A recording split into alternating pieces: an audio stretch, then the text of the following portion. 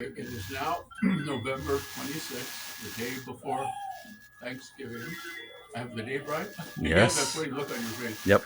It's 1 o'clock at the library. The topic today is pottery and tile. And of course, we brought the most um, Eminent. informative person you'll ever meet, which is Miss Sandy Putnam. So I am not going to say anything for the first 15 minutes. Let her take over, and then after that 15 minutes, we'll have our Q&A. So, Good. Sandy, take over. Okay, so Catalina pottery started here in 1927, and it's going to be a real fast run through. There's an awful lot to say about it. And they discovered basically D.M. Retton, who was Rivers' right-hand man, they discovered that there were clays that were used. And there are different kind of clays all around the island. And all of them, one time or another, mix them up. I'm gonna give you one. I'm So gonna that's give when you they one. started making roofing tiles like the casino. There's only 60,000 of them. So that's the whole roof of the casino. And then they did a lot of square tiles that you would structural that you three compartments that you put rebar and things. So they were all structural. Why am I hearing you guys run that? Decorative tops and then they decided they played around and decided they could make other things and started making tile in 1927 and some early souvenir pieces which were rough tile. They weren't glazed, but they were shaped. And so then they eventually started making vases and dinnerware in about 1930. And it was very, the Wrigleys wanted, because that was the height of the Hispanic, with Spanish and Hispanic architecture was very popular in Southern California. And so that was the way they could make decorative things here and also useful structural tiles. So they started doing that, and then that lasted until 1937, but there were changes, and they were always making changes. And you can see it through the various pieces and the designs. The biggest one happened in 1935 when they got away from that and it became Art Deco. And the colors softened. The other colors are bright. Can you hear okay over there? The colors that are bright went along with the other influence. So toward the end, they did a turnaround, a complete turnaround. And everything was softer colors, sand, pink, and,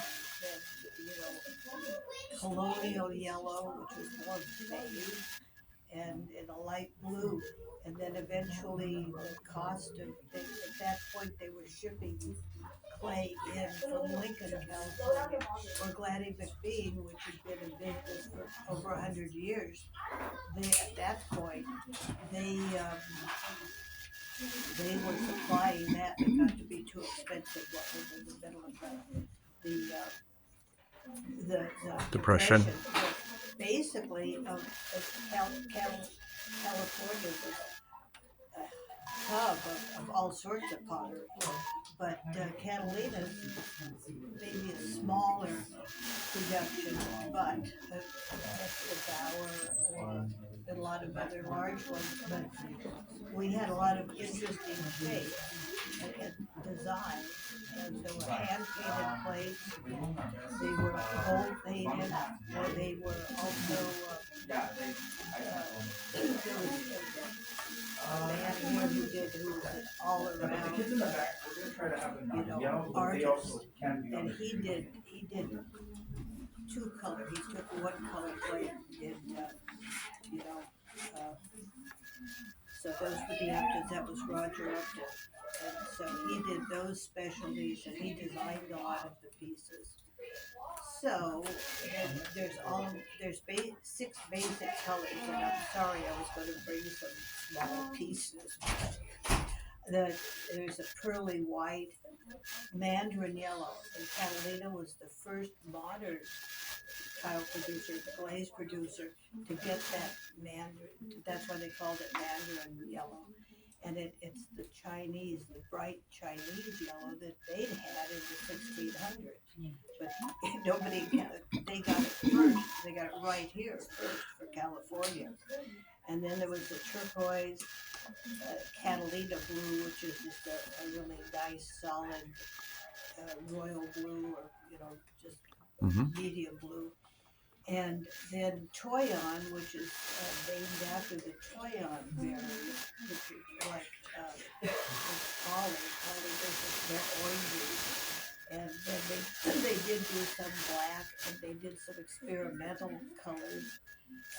But the solid six were those, but a lot of stuff, and they did blended glazes, and one color inside, one out, a lot of things. And these fish, these are little ashtrays. Oh, These wow. fish, you could use them for. Now, when were those created? When were those created? These were created, what do you think, Will? Well, I think, Early 30s. yeah, I think, Yeah, I don't think they're both quite clay. no, I don't think either. I'm not sure either one of them. Yeah, I think these are interim clay, so this would be like 32 or 33. This is, this woman, Lucy, she did hand done things, and these are all one-offs, basically. She did a lot of flowers that, the petals, I mean, it wasn't about to bring any of those down. Very fragile, yeah. They're fragile, but, so, and they were specialty people. She Love the way did you're those. watching.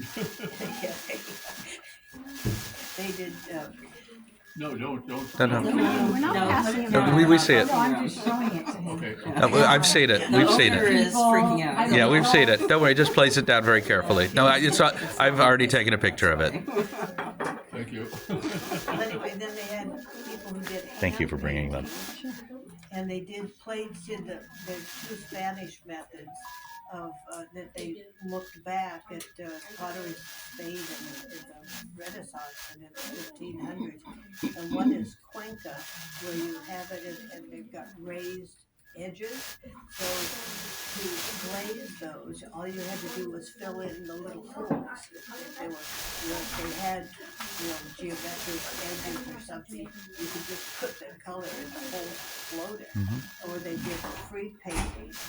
And then there's another Cuerda Seca, also that's the Spanish method that goes back to the Renaissance. So but that was all very popular. Then that started to change in 35. But then we became more like everybody else because we had a lot of, ocean, we have fish, lots of fish, lots of different things. Thank you. And, a lot of geometry, which is very Spanish. You think of the Alhambra, the classic buildings in Spain. So, but our colors were noted more than some and people like these kind of shapes. How did the colors become unique here? What made them unique here, and how did that develop, if you don't mind my asking a question? Well, that's what their earlier pieces, they had the darker clay, but they do there's a black, almost black clay that's on the island. There's different colors of clay, a little lighter, but So it's the unique quality of the clay. Yeah, and they did that, and then, but the glazes, I knew somebody, oh my God, in the 1960s and 70s who was trying to duplicate glazes. And he had some success. But then people are afraid of the Toyon because they think it's radioactive. Yeah, and that's, there was a man, Joe Stern, who was quite a pottery collector, and he figured part of that out. But I had a friend who came to my house one time, and I had a lot of the Toyon house. He said, Sandy, I want to tell you, I just heard that in this you took the battery out. I mean, it's radioactive. He said, I took ours out. I put it in boxes and took it out. and I said, well, see, on the other hand, it's just a glow. It has I a don't glow? think it uses much electricity. At which point we did, I couldn't keep a straight face at that point. So there's a lot of stories about Catalina, but they were always experimenting, and other pottery lent their staff to the designers, basically, the glaze people, the different things they lent them, and some of these things have tile colors. The tile colors were really varied and different, so they would sometimes use the tile colors on the pottery. So those things are presumably worth more because they're not as common. But the 6 standard colors are through everything. Fascinating. So anyway, but we are really unique, and so we seem to, our pottery keeps the, it is highly collectible. And just market-wise, everything goes up and down, but we're a little more special. Bower made a lot of gold, place, and utilitarian things, and a lot of different shapes. But Catalina made different things as well as a lot of plates. And you can see those in the book that's Yeah. How did you become an expert in Catalina pottery? I've been doing this since I was a kid, since the 60s, and earlier, actually, but I grew up here. I was born here, so you can walk up and down the front street and get addicted to it because there's all the insects all the way down the front street, and it's all open. And I also did, because I got that Spanish connection by being here, I also collect Spanish pottery. But that's how I got interested. Liddell is a fellow collector. She's made it and she used to sell it. I just started buying out of my area. I remember back in the 50s, it was so common that my mother took some of the original pottery and used them to cook the clams on. Mm-hmm. So again, I never ate off of them, but we just kind of used them for other utilitarian purposes. Also, do you want to tell about Mrs. Roosevelt? There's a set of dishes, as presumably missing at the White House. Right. They had a set of Mrs. dishes. Roosevelt, they used to have a store over on the mainland. Or what was it? The store on the mainland that they would sell it to? They sold it to different stores. They sold it in Chicago, Okay. at Beaumarchais. They sold it in various cities across the Okay. country. Well, anyway, she ordered it. It was toy on red. Mm-hmm. A whole set of it. And she had that sent to the White House.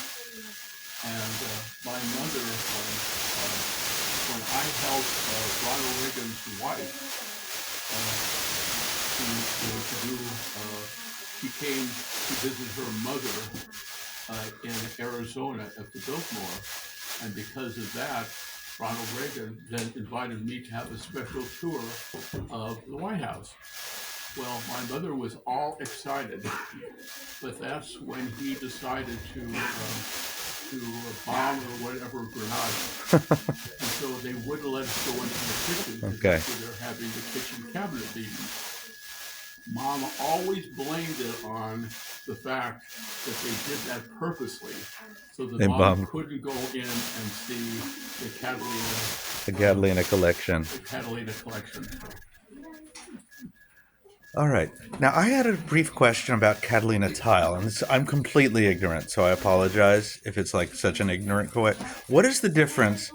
I've done crafts here, creating like what we call Talavera tile. Yeah. What is the difference between Catalina tile and Talavera tile, which seem to have the exact same patterns? Is there a difference, or is Catalina tile just another word for Talavera tile? No.